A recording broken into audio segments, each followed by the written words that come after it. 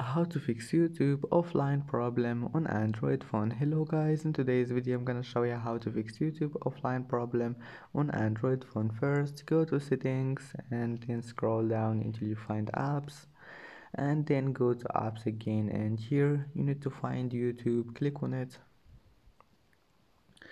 and first click for stop, and then go to data usage.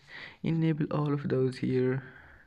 Enable mobile data and background data and roaming data, and then go to storage, clear cache, and go to permissions, enable storage here. Maybe you'll find it like that. Just click on it and click allow, and that's it. Now just if that doesn't fix your problem, come back here and go to storage and clear data, and that's it. And your problem must be fixed, and that's it for today's video. Don't forget like and see you in the next video.